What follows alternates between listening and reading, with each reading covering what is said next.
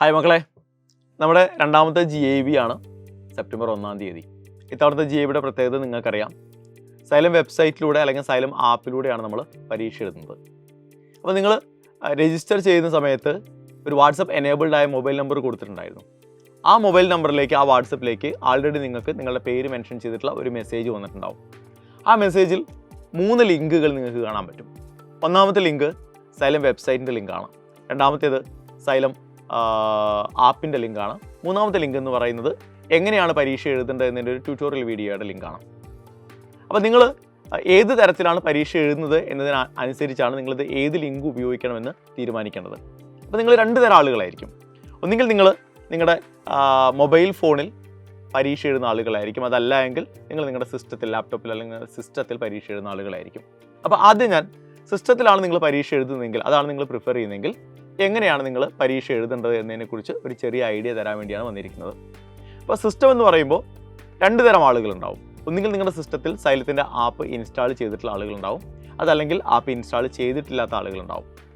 നിങ്ങൾക്ക് വന്നിരിക്കുന്ന ലിങ്കുകളിൽ xylem app install ചെയ്തിരിക്കുന്ന ആളുകളാണ് നിങ്ങളെങ്കിൽ തീർച്ചയായിട്ടും സൈലം ആപ്പിൻ്റെ ലിങ്കിൽ ക്ലിക്ക് ചെയ്തിട്ട് വേണം നിങ്ങൾ പരീക്ഷ എഴുതാൻ.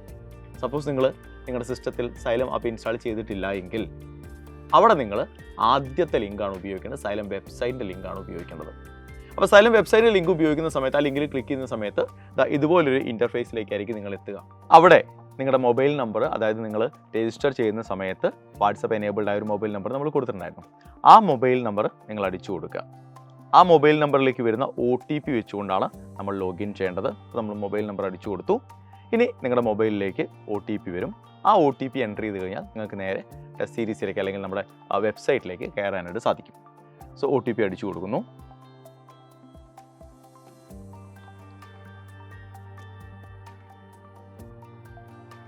ഓക്കെ, സോ കണ്ടിന്യൂ കൊടുക്കുന്ന സമയത്ത് ഇങ്ങനെയായിരിക്കും നമ്മൾ കാണുക.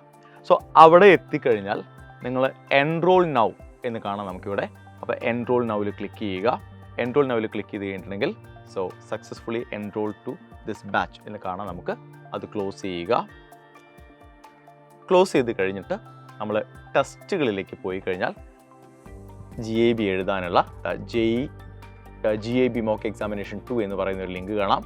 അവിടെ സ്റ്റാർട്ട് എന്ന് കൊടുത്താൽ, അപ്പോൾ നിങ്ങൾ എക്സാം ആരംഭിക്കുന്ന സമയം നിങ്ങൾക്ക് അറിയാമല്ലോ. സെപ്റ്റംബർ 1-ാം തീയതി ഉച്ചയ്ക്ക് ശേഷം 3 മണിക്കാണ് എക്സാം ആരംഭിക്കുക. അപ്പോൾ 3 മണി മുതൽ 4 മണിക്കിടയിൽ എപ്പോൾ വേണമെങ്കിലും നിങ്ങൾക്ക് എന്ത് ചെയ്യാം, ഇവിടേക്ക് സ്റ്റാർട്ട് കൊടുത്ത് എൻ്റർ ചെയ്യാം. പക്ഷേ ശ്രദ്ധിക്കേണ്ട കാര്യം 3 മണി മുതൽ 6 മണി വരെയാണ് പരീക്ഷ എന്ന് പറയുന്നത്.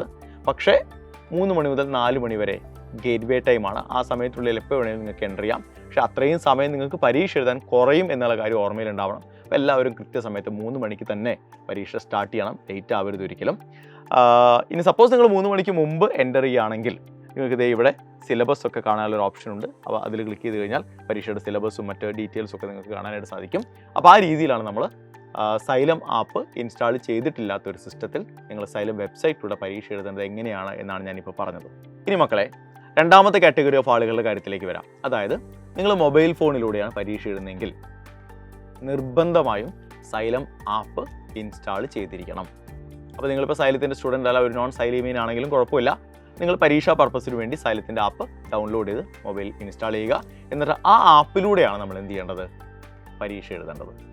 സോ നിങ്ങൾ ആപ്പ് സ്റ്റോറിൽ നിന്നോ പ്ലേ സ്റ്റോറിൽ നിന്നോ സൈലം ആപ്പ് ഡൗൺലോഡ് ചെയ്ത് കഴിഞ്ഞിട്ടുണ്ടെങ്കിൽ നിങ്ങൾ ആദ്യം അതിലേക്ക് എന്ത് ചെയ്യണം, നിങ്ങളുടെ മൊബൈൽ നമ്പർ കൊടുത്തുകൊണ്ട് എൻ്റർ ചെയ്യണം. സോ ഞാനൊരു എൻ്റെ മൊബൈൽ നമ്പർ കൊടുക്കുന്നുണ്ട്. മൊബൈൽ നമ്പർ കൊടുത്ത് ഞാനിതിലേക്ക് എൻ്റർ ചെയ്യാൻ വേണ്ടി പോകുകയാണ്.